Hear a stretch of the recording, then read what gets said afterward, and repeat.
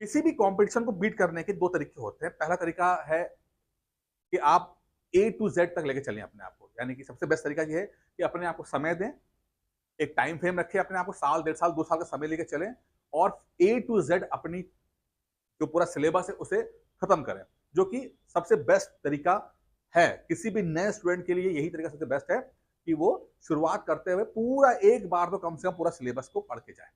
ठीक है?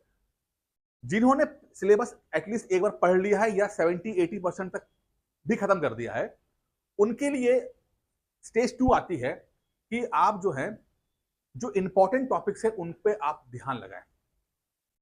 अगर आप मेरे पुराने व्यूअर्स हैं, तो आपने देखा होगा मैं लगातार आपसे बोलता था कि ये इस तरह का पीडीएफ मैं आपको भेजता था कि भाई मोस्ट इंपॉर्टेंट टॉपिक्स जो हैं वो यूपी पीसीएस के प्री में कौन से हो सकते हैं।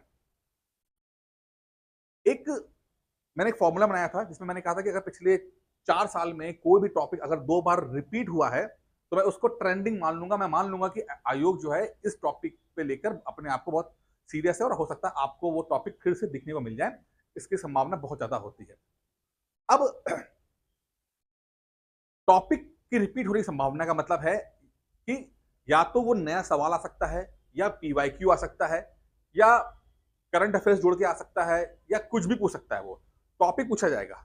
मेरा हमेशा मानना है कि क्वेश्चंस के ऊपर दाव लगाने से अच्छा है कि हम टॉपिक पे दाव लगाएं कि टॉपिक अगर रिपीट हो रहा है या हो सकता है, और अगर मैंने वो टॉपिक को पढ़ लिया ए टू जेड, उसका एक अच्छी खासी रेंज कवर कर ली, तो हमारे लिए वो एग्जाम में नंबर्स में कन्वर्ट हो सकता है।